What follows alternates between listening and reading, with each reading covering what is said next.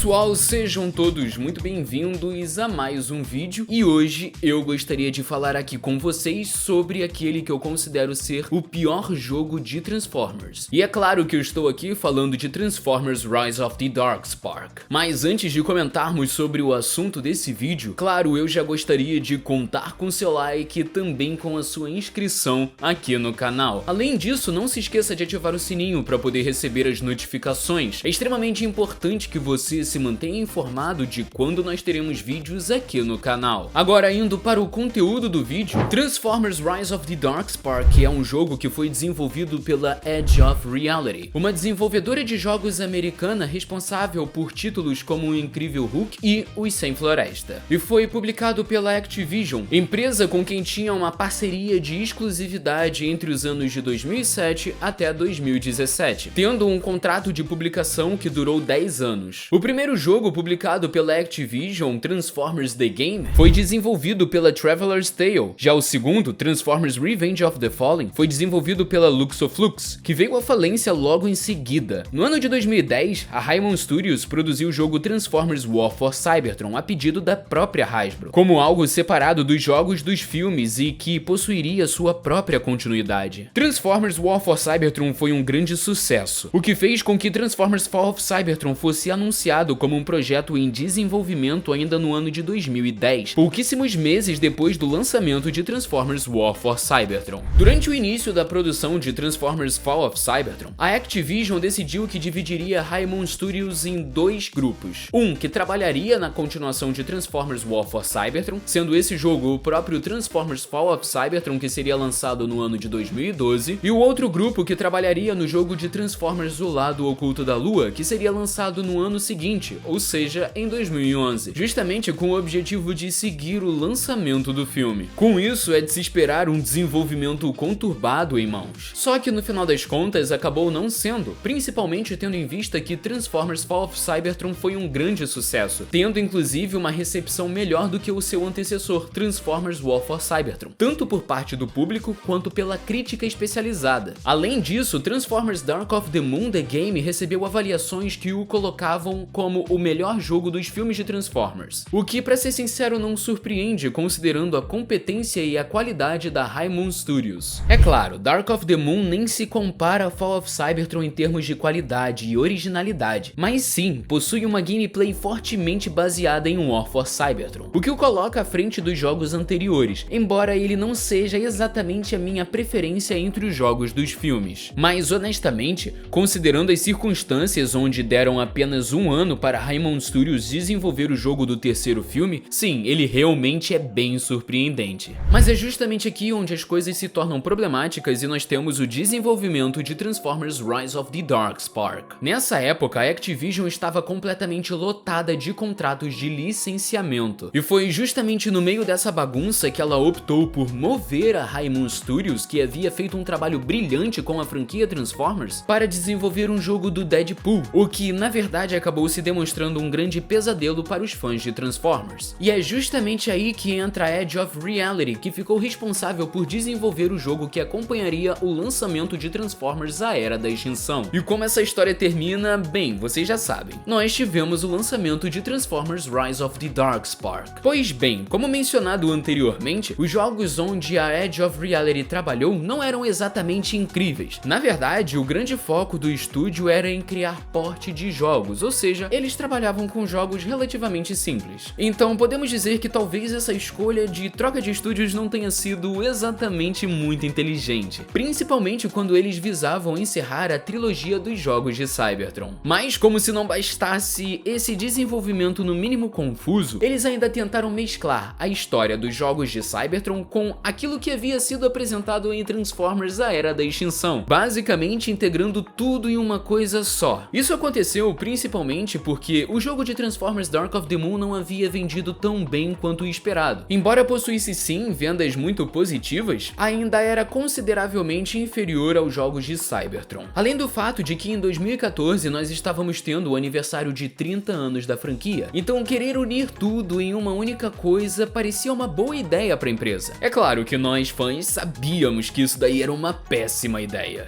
O jogo foi anunciado como uma ponte entre War for Cybertron e Fall of Cybertron. Cybertron, algo que em teoria seria extremamente interessante. Porém, na prática, essa ideia simplesmente não funciona. Logo de cara já temos inconsistências gritantes, como o próprio Megatron utilizando um corpo que ele adquire só após ser morto em Fall of Cybertron, o que por si só já quebra completamente a lógica interna da narrativa. Além das incoerências na cronologia de Cybertron, o jogo tenta, de forma totalmente forçada, conectar essa história com o universo cinematográfico, inserindo fases baseadas em A Era da Extinção que não se encaixam no filme, não respeitam seus eventos e parecem existir apenas para cumprir uma exigência comercial. Lockdown tem proposições completamente diferentes. Os Dinobots já têm uma relação com os Autobots que não se encaixa nem com o filme e nem com Fall of Cybertron. E personagens como o Stinger surgem de forma completamente deslocada. Inclusive, ele é retratado como um dos mercenários do Lockdown. Além disso, a própria motivação do Lockdown é sem sentido algum. O Megatron quer usar o Darkspark para poder ressuscitar os mortos e criar um exército de mortos-vivos para poder dominar Cybertron. Já o Lockdown quer utilizar a Darkspark para poder criar um catalisador para poder abrir um portal temporal e com isso trazer a guerra de Cybertron para o planeta Terra, justamente para poder lucrar com tudo isso. Olha, sinceramente, eu acho que eu não preciso nem dizer aqui que isso daqui não faz sentido algum. Mas falando de gameplay, nós temos outro problema. As sessões que se passam em Cybertron tentam imitar Fall of Cybertron, o que não é nem um grande problema, tendo em vista que a maior parte foi reutilização de assets prontos que foram feitos pela Raimund Studios, o que no geral é bom, porque a gameplay de Fall of Cybertron é boa. Mas o level design de alguns capítulos é completamente esquisito. Some isso a uma quantidade absurda de glitches, bugs visuais e problemas técnicos, e a experiência se torna completamente frustrante. Já partes baseadas nos filmes são ainda piores. Visualmente, elas são extremamente apagadas, sem personalidade, sem impacto visual e com cenários completamente genéricos, além de você poder observar uma certa discrepância em relação à qualidade gráfica das fases de Cybertron, com as fases na Terra sendo completamente inferiores graficamente. É aqui que fica claro que o jogo foi feito às pressas, apenas para coincidir com o lançamento do filme e funcionar como um cash grab descarado. E se lembram que eu reclamei do level design das partes de Cybertron? Lá, ao menos, podemos salvar algumas coisas, mas aqui parece que vamos andando de sala em sala de forma completamente aleatória. É sala dentro de uma fábrica, é sala de pedras, é uma sala de terra, são quarteirões em cidades completamente sem sentido algum com a realidade. É simplesmente a pior parte do jogo. E sim, é importante deixar algo claro. Rise of the Darkspark não é realmente um jogo completamente injogável. Se ele fosse um título isolado, fora de qualquer contexto, talvez ele fosse